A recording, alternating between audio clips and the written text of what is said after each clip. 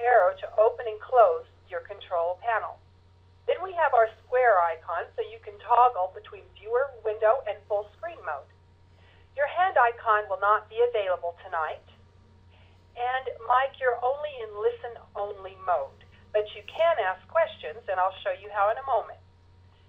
Now, on audio mode, this is important. If you are calling in on a telephone, make sure your use telephone radio button is selected. If you're using the microphone and speakers in your computer, make sure the radio button for that is selected. Now, the questions pane, right here, you can submit questions and you will get your answers. Now, you will type in your question and don't forget to hit send. Our session will now begin, and thank you for joining us. Walter, I'm going to turn it over to you. That's great, Miss Kathy. Give me the screen and I'm ready, honey. There you go, sir. Just 1 second. It's not showing me yet. Hold on. Okay, well, I sent it over. DJ, can you help me with that? Let me try it again. It There says we go. it's okay to make... I believe we have it There you now. go. I've lost you completely, sound and all. Okay, do you see me now? Do you see my screen? Not yet. But, oh, you know what? You may be there. You are. I've got my screen up. Let me see. No, sir, I don't see you yet. Okay, DJ is seeing me. He's telling me that I'm all ready to go. Can someone... But you go. Okay. Maybe if someone would send a question in or send something in saying that they see me. Okay, I think everybody sees me. Look, folks, good evening. Hugs and stitches to you all. This is really exciting for me because we're gonna kind of change the format. We're gonna start going a little deeper where so many of the webinars have concentrated on just showing individual functions, updates, and things like that. This year I really wanted to take you into a little bit more of the stitch types, the usages, and I guess a little bit more of the reality of how we digitize within the system. But you know, before I do that, we've just released an update, and one of the things that we have worked very, very hard on in a very long time is the new splitting function. Splitting has been something that we have wanted to release, but you know what? We didn't really want to develop, or we didn't really want to release a splitting function that was kind of just like everyone's else. The splitting has always seemed to myself and to DJ, DJ is such an intricate part of what I do and what we do now in development, so I will always make sure that I bring DJ up as I'm doing this. But as DJ and I began to develop the splitting function, splitting has always been something that seemed to me to be that it didn't really work that well. One of the reasons being that it was done in very much a linear fashion. So I'm going to show you something about the splitting. I'm not going to take a long time to do that. Under the My Floriani Today page, and I'll bring it up, and under the What's New in Floriani What's New in Floriani Total Control, you'll see as you come down here, the split design function is in here. There's total, you can watch videos on it. There's wonderful explanations on the videos. Or within here to explain it. I'm just going to show you kind of real quick. I'm going to go ahead and bring up one of the new designs that we just released for February. Going to bring it up onto the screen. Let me just ungroup it. I'm also going to change the size on it. Excuse me, I should have done that already. Going to take it up to about 5 inches tall. The first thing you have to realize when you're splitting is that when you've got the size on the screen there that you want to fit it, you certainly want to select a hoop size that is smaller than the design that you split. Now, if you notice right here, you have a new splitting icon. If you click the splitting icon, you'll see that I've chosen 100 by 100 hoop size, certainly smaller than the design size. You'll see it's going to split it in two areas, one of one, two of one. You can click on the split preview. Again, this is going to be kind of quick, but it is kind of cool. Now, when you click on this, you're going to see this first split that you get. When you click on the second one, you'll see the second split. Now, notice at this intersection here where they overlap, and what we really loved, or what I really loved, is when it's splitting, it's going to try to keep as big a part of the element in the split that it possibly can. But in this overlap that it does, and when I click on number 2, you'll see a lot of the number 2 is also involved in that split. Look, two things that it really does. First of all, it doesn't split in a linear method, meaning that when it splits, and this might not have been the greatest design to utilize with it, but when it splits and when stitches come together at the split point, it does not do it in a straight line. What we've added and what we think is so special about the splitting that we do in Floriani is that it feathers the split. So when stitches come together from one stitch type to another, it actually feathers the stitches into the other stitches. I'm sorry that I can't zoom into this right now so that you can see it. But I guess let me just say that it's amazing, folks. In the designs that we had up at VDTA and in looking at them, Mark, one of our educators, split a design. I'll tell you, when I looked at that design after being split and then put together, you could not see where the split took place. It was seamless. It was absolutely seamless. Once you get to the split portion, just click on your split preview, you'll see it. And then just click on save, okay? We're just going to save this. I'm going to save this as Love 3.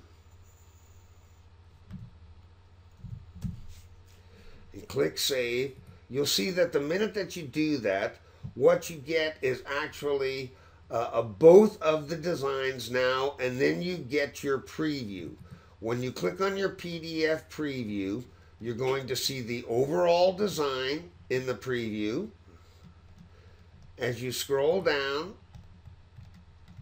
you're going to get the first split. So this would be in the left side. This would be split number 1.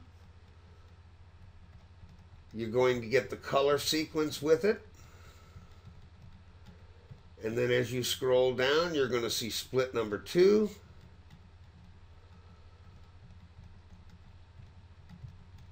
And see the preview with that. This was only a 2-split thing. It will split multiple times, but it is absolutely amazing. I've got a lot to cover tonight because getting involved in again, this new technique of where I want to take you and teaching you. This is a little bit more advanced, but it would be remiss of me not to bring this up and show you. The split function is there. It was indeed released, DJ, correct?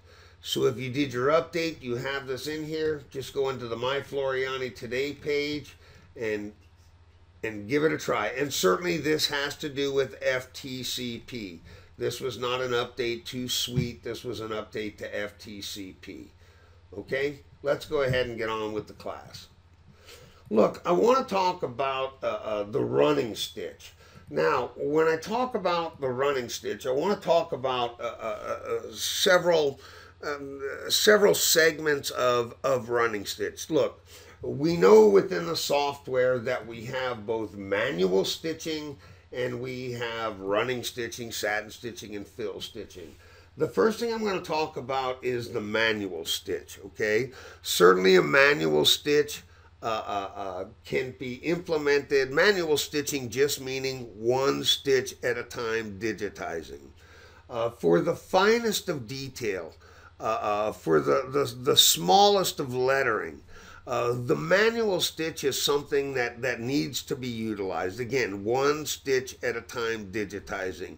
Now, while we have added into the font technology running stitch lettering, the first running stitch keyboard lettering developed in the industry, and I'm very proud of it. But to get even finer lettering is done with a double run stitch. The keyboard lettering that we adapted to the software is done with a bean stitch. Really quite simplistic because the bean stitch is a complete forward running transition. Meaning, let's say here in this letter T, if I were going to do this in a bean stitch, I would start here, I move forward, back, forward, forward, back, forward, I'd step over to here, forward, back, forward. It's a forward moving stitch. But for even more minute detail, you need to use a manual stitch, and it needs to be laid one stitch at a time. Excuse me. I need to drink a little bit of water. So I'm going to show you a technique that is as old as embroidery itself. In fact, the minute that you do a lesson like this, and this is a lesson right out of my book, Destined to Digitize. In fact, I believe this artwork is embedded in the software. I'll double check on that. But what I want to show you is not only the technique for moving through, because in order to create minute structures, every letter in this word, and I'll just do the word technique, every word in this letter needs to be done with a double run stitch. Now, the run stitch function will not do this. It has to be done with a manual stitch. Okay, again, every stitch being laid one stitch at a time. So I'm going to come up and I'm going to grab the manual stitch. It's this icon right here. And again, the trick is with this technique that every letter within this word technique is done twice and only twice, okay? Now look, really quite easy. If I wanted to start here at the top right of the T, I could drop a stitch here, that's once. Drop a stitch here, that's once. Come down, that's once. Come down, that's once. Come back up, that's twice. That's twice. Come over here once, twice, twice. The T is done perfectly twice. But you see, I don't want to now make a movement. I want to walk into the E. I want to leave the T here and walk into the E. But now if I want the E done perfectly twice, I'd come down once, come over twice, where I'm going to exit into the C. But then I'd come back. That's twice, that'd be once, that'd be twice, that'd be twice, that'd be twice. But now look, that'd be 3, 3, 3, 3. Thread has weight, measurable weight. In order to get the finest of detail, every letter has to be done twice and only twice. So I'm going to show you a technique. This is pathing.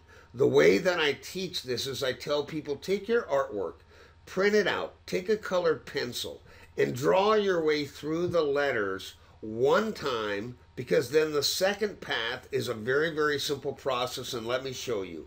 I'm going to start here in the T. I'm going to drop a stitch here, I'm going to drop a stitch here, I'm going to drop a stitch here, and I'm going to drop a stitch here. I'll make it look 3D so you can see. So I've come up here, and that's a one-time movement. Now, here's a trick. Let me explain some of the rules to the running stitch. The running stitch, in order for a running stitch to show, the rule is stitch length. The proper length for a running stitch to show is from 1 to 4 millimeters. You see, actually what you're doing is that as the needle penetrates and locks to the bobbin, lifts and moves to the next point, you need sufficient length so it's actually floating on top of the base material. Tiny little stitches under 1 millimeter of length drive down into the fabric. Now, for every rule, there's an exception to the rule, because many times we want to hide a running stitch. In fact, this is a key element. When you drop running stitches shorter than 1 millimeter, they will drive down into the fabric and they will not show. I'll show you another trick with that in just a little bit. But right now, I'm on the top right of the T. Well, at this point, I'm going to drop 2 to 3 tiny little stitches into the top left of the E. Those stitch lengths are about 2 to 3/10 of a millimeter long. They will drive down into the fabric and you will barely see those stitches. So now I'm here on the top left of the E. I'm going to come down the bottom left, transition over to the bottom right. I'll right click and you'll see what I have done so far is one continuous filament of thread from the T to the E. At the bottom right of the E, 2 to 3 tiny little stitches into the C. Go through the bottom of the C, 1 to 2 little tiny stitches into the H, up this bar of the H, all the way over, come back down. I'm right there right now. 2 to 3 tiny stitches into the N, come right up, come right up, come down, come down. I'm now down on the bottom right of the letter N, 2 to 3 tiny little stitches into the I, step up, 2 to 3 tiny little stitches into the Q, going to step here, going to step here, going to step here, 2 to 3 tiny little stitches into the U. I'm right here right now. Once right here, I'm going to step down the U right here, right over to the E, 2 to 3 tiny little stitches into the letter E. I'm right here, down to the bottom left, over to the bottom right. Oops, excuse me. What I've done is just created a continuous filament of thread, dropping tiny little stitches in between so that they hide a continuous filament of thread from the first letter to the last letter here at the bottom of the E. Now, I literally want every letter to be done twice. Watch how simple it is as I pass back. I'm right here right now, so I come back here. That would be 2. That would be 2. Step out here. That's once. That's twice. That's once. That's once. Step back across. That's twice. That's twice. The letter E is done perfectly twice. 2 to 3 tiny little stitches back into the letter U. Step up once, that's twice, that's twice, that's twice, that's twice, that's twice, come up once, come back down, that's twice. The U is done perfectly twice. 2 to 3 tiny stitches back into the letter Q, that's once, that's once, that's once, that's once, that's once, that's once. Step up here, that's once, that's twice, that's once, that's twice, that's twice, twice, twice, twice, twice. The Q is done perfectly twice. 2 to 3 stitches back into the letter I, step up, that's once, step back down, that's twice, the I is done perfectly twice. 2 to 3 stitches back into the N, step up, that's once, come back down, that's twice, that's twice, that's twice, that's twice, that's twice, that's twice, perfectly twice. 2 to 3 stitches back into the H, that's twice, that's once, that's twice, that's twice, that's once, that's twice, perfectly twice. 2 to 3 stitches back into the letter C, that's twice, that's twice, that's once, that's once, that's once, that's twice, that's twice, perfectly twice. 2 to 3 stitches back into the letter E, that's twice, that's twice, that's once, that's twice, that's twice, that's once, that's twice, perfectly twice. 2 to 3 back into the letter T, that's twice, that's once, that's twice, that's twice, that's twice. Activate a lock stitch. You have just produced in actuality 3 millimeter tall lettering with perfect clarity. This will probably be the least stitch that you use. But I'll tell you, with just a little bit of practice, you will absolutely be amazed. Now, one of the things that you can do, because certainly utilizing a bean stitch can simplify the movement through minute detail. But the fact is that, again, thread has weight. So if you find this technique with a little bit of practice a little too difficult for you to use, I'll give you a very simple choice. We now produce 60 weight thread. We have our Floriani 60 weight thread. The finer the thread, the finer the detail. So if you find that it's easier for you to use the keyboard lettering in small lettering like this, there's really no issue. Go to a finer yarn. The finer the yarn, the finer the detail. Now, let me explain something else at this point. I have always taught, and I teach at every class, that a good running design that reflects the technique that you want to use can be 1,000 words. It's worth 1,000 words. So you know what I'm going to bring up? I'm going to go ahead and bring up, let me see where I have it. Hold on just one second. I'm going to bring up this little jumping tiger design. This is one of my favorite designs. I use it all the time when I'm teaching. Just one second. Where are you? There's my little jumping tiger. Let me see if I have all my formats.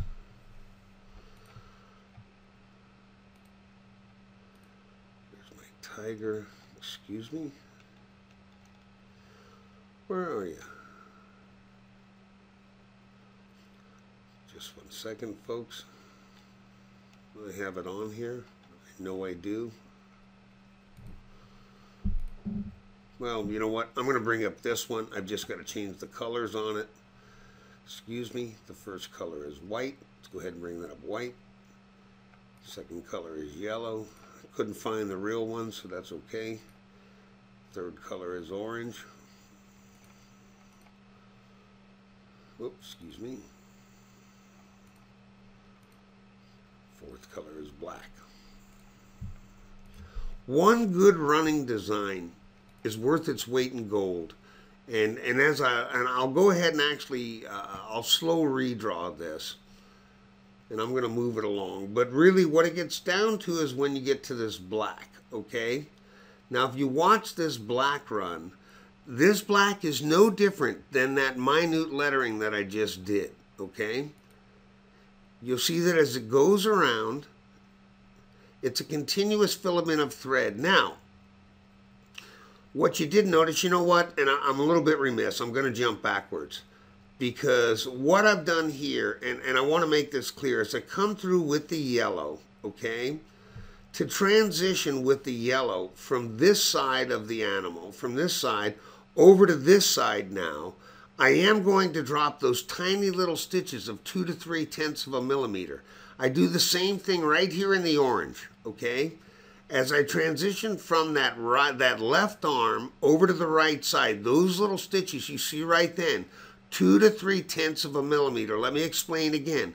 When you drop tiny little running stitches, 2 to 3/10 of a millimeter, they drive down into the fabric. Now as we continue on with the black, you'll see the black is a continuous movement, and you'll see that the black comes over this orange, but the black is coming over it now at stitch lengths of 2 to 3 millimeters in length.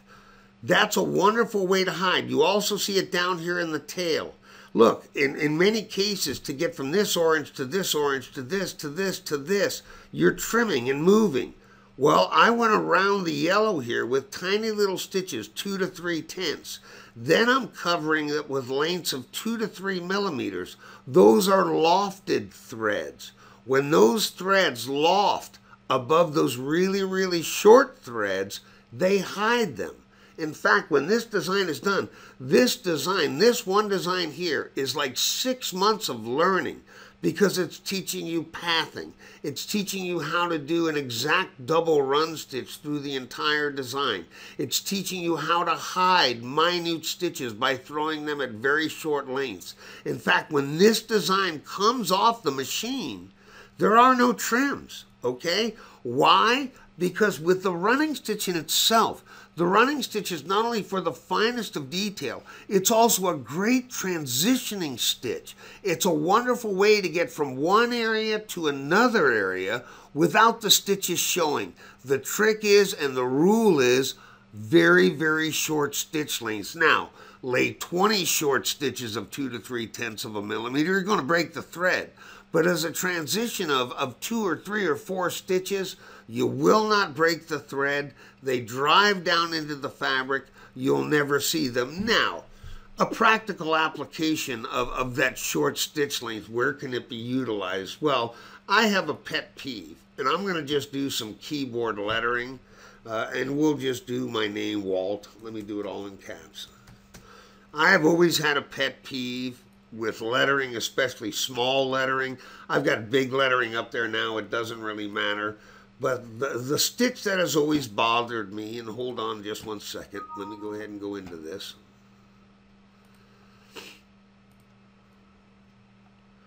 I want to actually trim, no trims, okay? The stitch that's always bothered me with small lettering is it finishes one letter, the needle lifts and it moves into the next letter. That stitch sticks out like a blessed sore thumb. It drives me crazy. In fact, I am compelled to trim that stitch. I will physically stop the machine and trim that stitch before it shows. I hate that stitch. It's always driven me crazy. Now look, here's a very simple thing that you can do. If you, like me, do not like that stitch, you've done keyboard lettering, first of all, I don't like to always trim, so a lot of times I turn the trim off.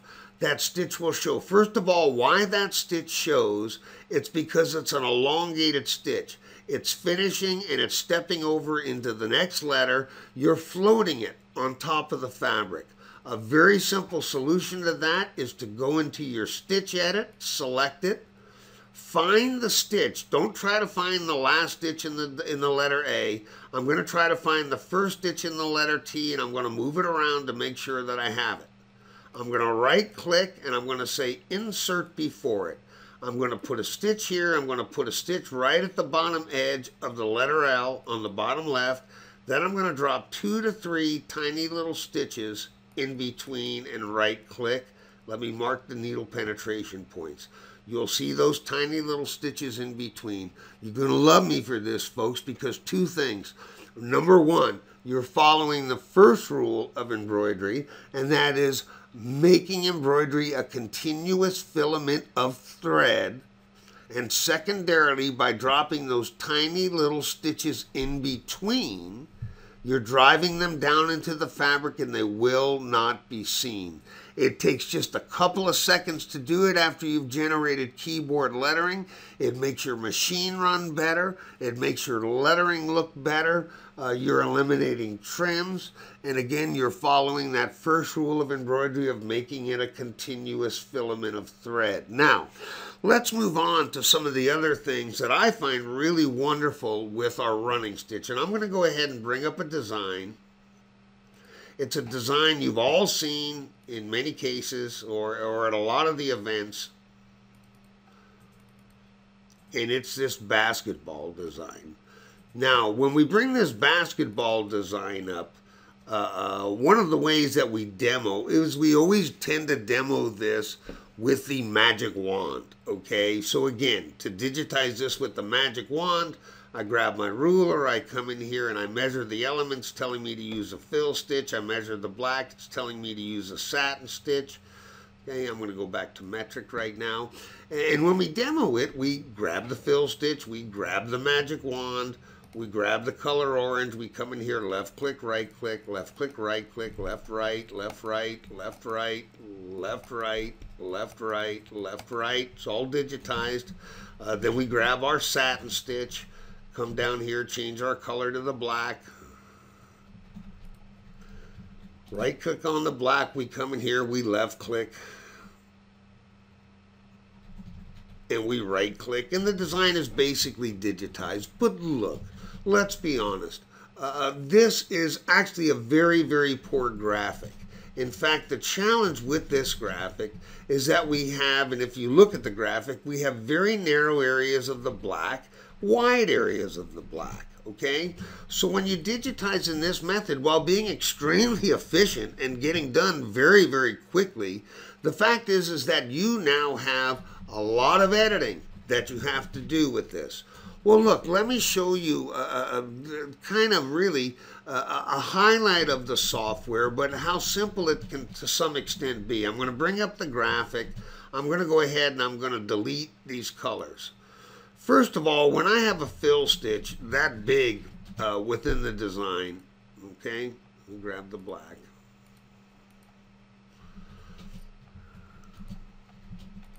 First thing I'm going to do is I'm going to grab the ruler and I'm going to come in here and I'm going to measure the height of that circle. And you'll see that I'm about 66.6 millimeters. Well, rather than doing all these fills individually, okay, I actually prefer to do those fills as one solid fill.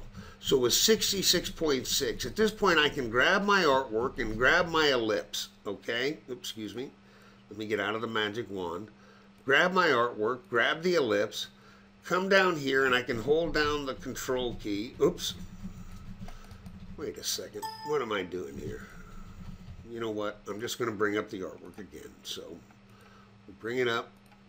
I'm going to tell it that I want to be 3 inches. I'll just make it about 4 inches. So we bring it up there. Okay. Let's bring it up onto the screen to fit. Once again, I'm going to grab my ruler. I'm going to measure it.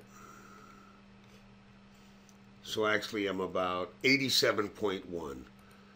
Grab my ellipse. Okay, at this point in time, I'm going to hold down the control key, and I'm going to make a perfect circle. Okay, now it doesn't matter whether it's the right size or not. Excuse me, what size was it? Was it 87.1, I believe? And I'm going to come in and I'm going to say 87.1.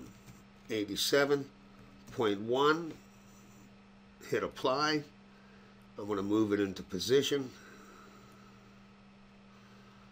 Just put it over that. And then I'm going to right click and I'm going to say convert that to a complex fill. Okay? Because you see what I have now is I have a complete circle of that complex fill. For me, with very minute satin stitches that transcend through the entire design, I would rather fill entirely behind that design as opposed to all those elements of a fill stitch. Now at this point in time, I'm going to go ahead and hide the graphic. I'll do that over here just by clicking on the eyeball over in the sequence view.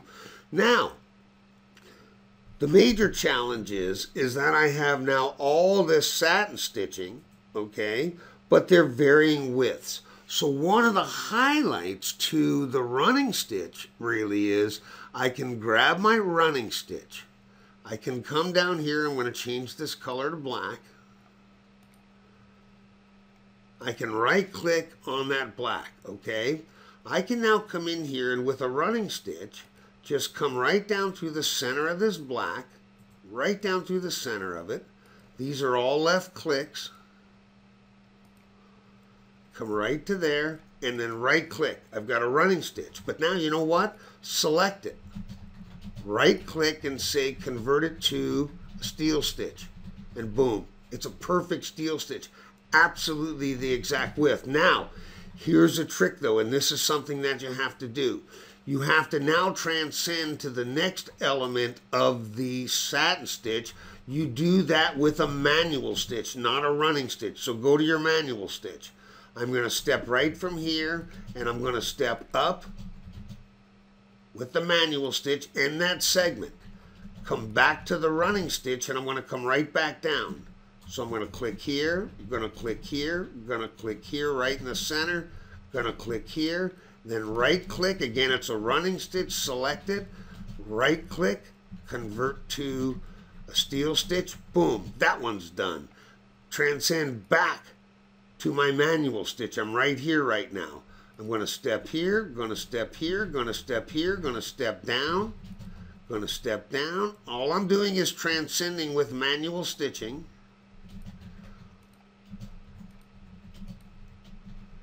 Right there, going to go back to my running stitch, going to come right back up. Now certainly we could do this with a satin stitch, but the running is such an articulate stitch. You have so much ability within the running stitch itself. Come right up to here, right click, it's done, select it, right click, convert it to a steel stitch, that one's done. Go right back to my manual stitch, I'm right here right now. Select right here, right here, right here, right here, come right up to here. I'm done. Go right back to my running stitch. Come right back down. Gonna click here, gonna click here, gonna click here, gonna click here, gonna click here, gonna click here. Right click, it's done. Select it one more time, right click, convert it to my steel stitch. That one's done. I go right back to my manual stitch. Gonna come here, gonna come here, gonna come here, gonna come right down here, and I'm just gonna continue on doing the same thing. Folks, you have to understand, to use the magic wand and to go through this process, you will have spent an hour, 2 hours of editing by simply grabbing the running stitch and just following right through the center of this structure. You will save yourself so much time. Boom, that's done. like my boom, you got to have those sound effects. Right click, convert to a steel stitch. Okay, one more time back to the manual stitch. Gonna select right here, right here, right here, right here in that segment, right back to my running stitch. Gonna select right here, right here, right here, right here. I'm done with that. Once again, select it. Oops, excuse me. Select that element, right click, convert it to a steel stitch. The steel stitch again being an absolute value, a balanced steel stitch. One more time, go to your running stitch or your manual stitch. Gonna click here, gonna click here, gonna click here, gonna click here, here, here, here, here, and here. Once I'm done, go right back to my running stitch. Once I'm in the running stitch, I'm gonna click right back here and just transcend right back through. This took me all of 4 or 5 minutes. I'm right here, click on it, right click, convert it to the steel stitch. It's done. I've now got all of that steel stitching done internally in there. Then you know what's so darn simple? Once again, I can just simply grab the ellipse. I can come in, I believe it was 87.1, hold down the control key, make that circle, select it, come in and say, you know what, let's make it 87. Look at that, 88.9. That's pretty darn close. That's pretty good. 87.1, click apply, grab it and put it into position. Just set it over there, just like that. Right click, convert that to a steel stitch. And I've just completed that entire design, okay? Now, not only did I complete the entire design, I have absolutely no editing to do with that design. The only thing I would do would move the start and end point so it's there. That's amazing. That's an amazing aspect of the software right there. The ability to convert from that running stitch to that steel stitch. And again, an ability to digitize a design. You've always got to look at the quality of your artwork. When you've got a piece of artwork with very narrow, very thick, very thin satin stitches like that, don't spend an enormous amount of time editing. Don't spend an enormous amount of time editing. Simply use the functionality of that running stitch, that ability to convert it from one stitch type to another. Saves you countless times, and you create a beautiful design. Yes, Miss Kathy? Walter, we have several people have asked the same question. Yes. One, why were you using the manual stitch instead of the run on the first pass? That's the first question. Let me go ahead and answer that. Because if you were to use the running stitch and then you went to select it, when you converted it, it would convert it also to a steel stitch. So the manual stitch being a stitch of one stitch at a time implementation, it cannot be converted to another stitch type. So if I would have made my movements, because see, the manual stitch is my transition stitch to get me from one area to another. Had I used it and then just selected, it would have also converted it to a steel stitch. Now, could you have not selected it but just selected the other? Yes, but I find many times when you go to select, it selects all of it, especially when you're within the same color. I just prefer to transcend from manual to running, manual to running. That way, when I grab the running, I know that's all I have, and I know that manual stitch is just a stitch of movement. It's just getting me from one point to another. See, because like when I finished here, and I wanted to come up here, I wanted those stitches to be just some manual stitches getting me to the point where I wanted this stitch to start and then work my way back down here. That's proper pathing.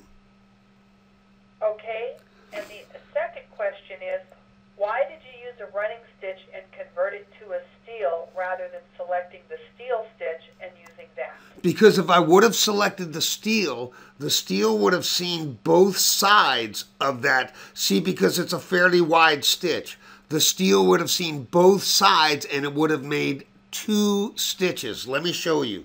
if I select, let me grab one of the steel stitches, okay? If I select that, and let's go ahead and delete that, okay? We'll delete that. We'll bring back up the artwork. Let me hide the orange, okay? Excuse me. So we have that on there, and let's zoom in. So I select my steel stitch, okay? I select the magic wand, and then I come in here.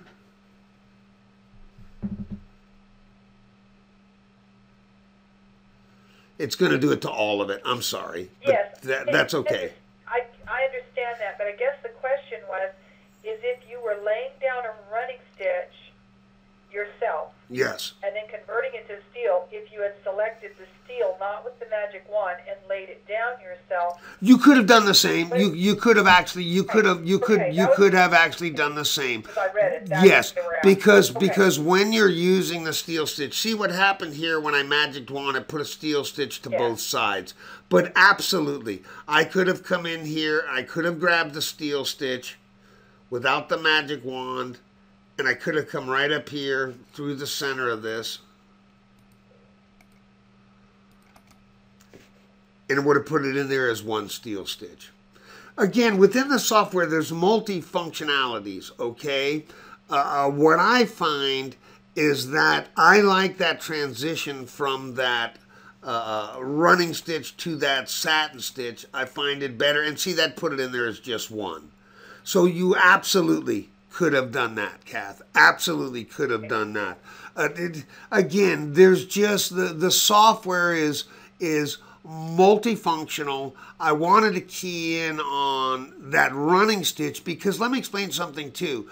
The nice thing about this when you're utilizing the running stitch is you can be extremely precise where you place it. Because let's say then we take the design down in size and the satin stitch becomes too narrow to be a satin stitch.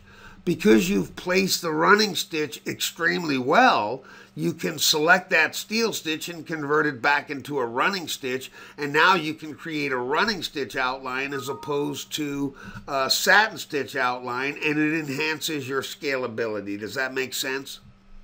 yes. Okay. I just find that it is a wonderful level of control, whether you choose to do it with the steel, whether you choose to do it with the running.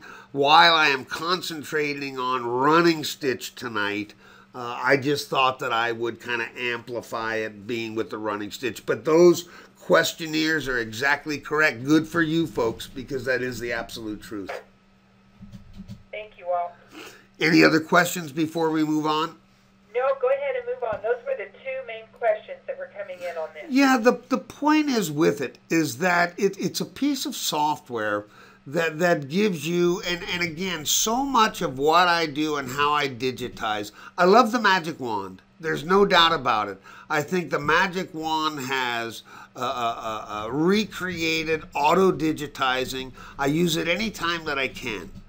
But when I have poor artwork that isn't good, I always look at the artwork tool. The artwork tool is a wonderful advantage to have when you need to create a shape and you want like a balanced width. That running stitch, being able to convert it to that steel stitch is just the same kind of thing. It just elevates the software. It gives you so much functionality. I am one, when I digitize, I like to use minimal functions. So I don't know why, but I find when I'm going to use a steel stitch, a lot of the input that I do with a steel stitch, because its origin is a running stitch also.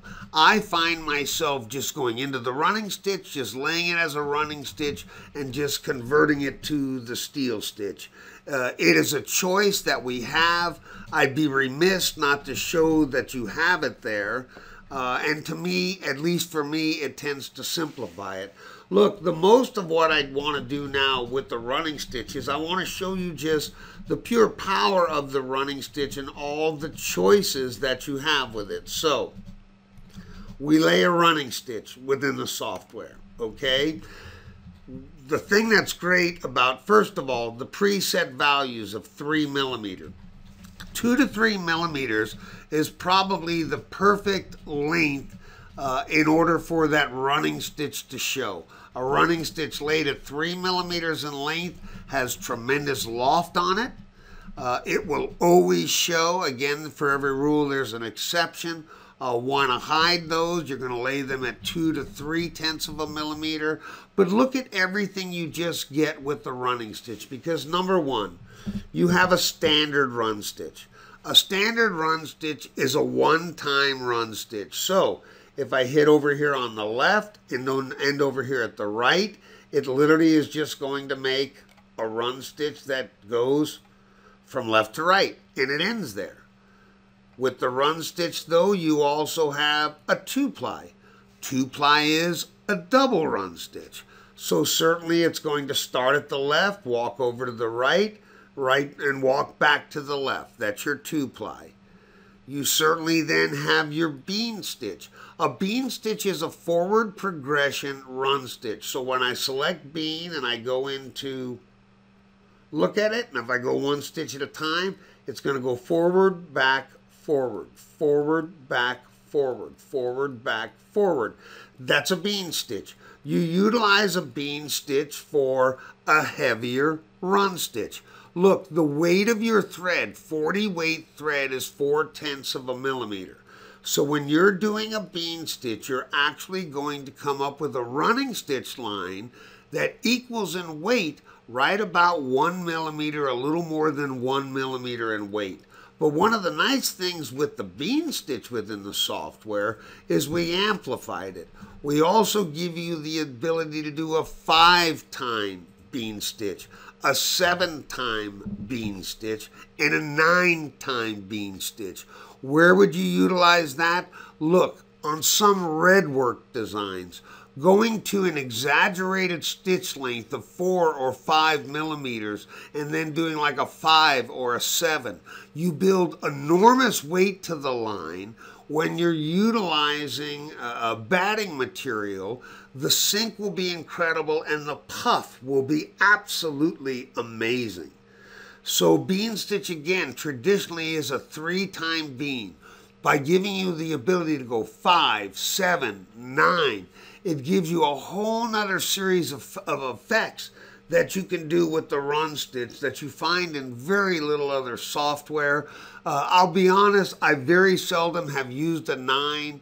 I have in open red work designs certainly gone to a 5 and a 7. I'll also tell you with a lot of red work designs that tend to be very tight, where the lines are not a lot of space in between the lines. That's another prime example of going to our 60 weight thread. Folks, if you have not tried the 60 weight thread, go and grab yourself a spool. It is amazing. For the finest of lettering, for the finest of detail, 60 weight thread is it's like opening up the density. It's really quite amazing. I'll also tell you something we're very proud of, if you haven't seen at the stores yet, is certainly give our new Schmetz chrome needles a try. Schmetz needles have always been my favorite needles ever used. We've used chrome in the industry, commercial industry, for years. Last year when we approached Schmetz and they agreed, look, I cannot tell you how honored I was that the Schmetz company, in my opinion, the finest needle makers in the world, were interested in producing a needle for Floriani. It just tickled me. It was one of the highlights of certainly the products that we've created. It's one of our newest products that I am so very, very proud of. In fact, you know what? At VDTA, a young lady brought up some pictures, and someone had they were doing a graph on a piece of material, and they left the plastic on the material and drove the needle through it, which just should not have taken place. And that Schmetz needle didn't even know there was a piece of plastic on there. It drove through there like it was a piece of butter. It was amazing to see. It was absolutely amazing to witness. Please give my new Schmetz needles a try. Now, you've got a single run stitch, you've got a double run stitch, you've got a bean stitch, but realize you also have the ability to utilize the motifs with your run. Also, those of you with total control, now that you can create your own motif patterns, but you can create any run stitch. You can grab the motif and you can apply it to a run stitch. I think that's an amazing feature. And then finally, the last but not the least is you've got your symbols. Want to see all the symbols? Click on that. You see all the symbols. Once again, in Total Control Professional, you have the ability now to create your own symbols. So you can take any small design that you want, throw them right. As you see, I put my little jumping tiger in here, but just the outline. Grab any one of the symbols that you want. So you can say I want that eyeball and just apply it. Oops, excuse me. Click OK. And apply it. You can also change the size, vary the size. You can also do this with your motifs, just changing the size. And there are lots of wonderful things that you can do with that. The running stitch is what we utilize for fine detail, for minute lettering. We can do it with a manual stitch. We can do it with the run stitch, but again, when you're utilizing it with the run stitch, you have your single, double, triple. When you're trying to do the minutest, you have to utilize the manual stitch to do that. You've got the full effects of the motifs that you can use, and you have your symbols. The fact is, folks, you can run wild with our running stitches. The functionality of it is absolutely amazing. This is just the start. I don't want to go, and really that's all there is. Look, a run stitch is a run stitch is a run stitch. The rules are proper length. The rules are proper pathing. I hope we've covered this a little bit tonight. I'm going to open it up some questions. I've already gone my hour, so I'm just about done unless there's more questions to it, Kathy.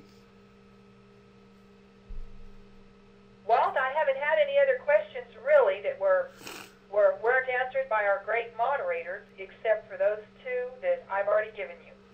Okay, hon. Well, then, you know what? I would like to just say to everyone, I hope you've enjoyed this.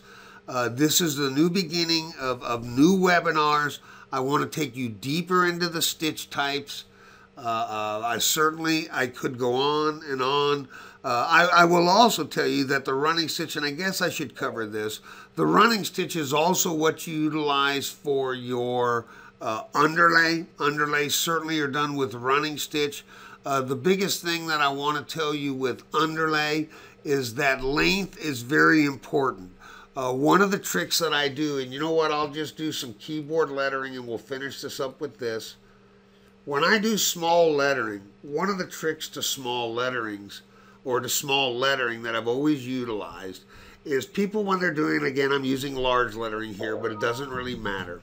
One of the tricks to small lettering is heavy underlay and light top stitch. Folks, give this a try, okay? When I'm doing lettering 4 millimeters, 5 millimeters in height, very small lettering, I'd like to show you the underlay that I utilize, okay? I come into my underlay, and I will normally use a center line with a double zigzag. Let me explain, okay? Let those underlay generate, and I'm going to zoom in. When you're doing small lettering, material does not like too much of a compaction of stitches. When you do this technique, you can basically back off about 10% on the top stitch. This is an underlay that I call a loft and lock underlay. I start with a center underlay, and I set that underlay length at about 3 millimeters in length, okay? I set a stitch length of 3 millimeters. A 3 millimeter underlay in a running stitch is a lofting underlay, so it yields great loft to the top stitch. but then I follow it up with a double zigzag. What the double zigzag underlay does is it locks the underlay in place. Many times we do small lettering and you'll use like a parallel, a single line underlay. And a lot of times when the lettering will run, it's like you'll see an underlay pop out from underneath the letter. When you use this double zigzag technique, you're locking the underlay in place, meaning that after the center line runs, and look, I could run a center line 3 or 4 times if I wanted to. Once that zigzag comes down, that locks that underlay in place, so it is impossible for it to pop out. It's a loft and lock underlay technique.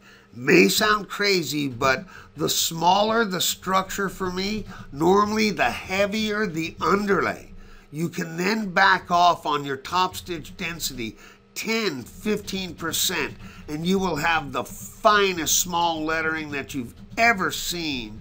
You've backed off on your top stitch density so it's unobtrusive to the material, and you've solidified it with this beautiful loft and lock, which lifts it up and brings it out of the base fabric. You'll have the prettiest lettering that you've ever had. And with that being said, folks, hugs and stitches to you all. I hope you've enjoyed this. This is the start of a lot more to come. I can't wait till next month and we do it all over again. I love you all. Kathy, thank you so very much. DJ, all our moderators, thank you. I look forward to next month. Hugs and stitches to you all.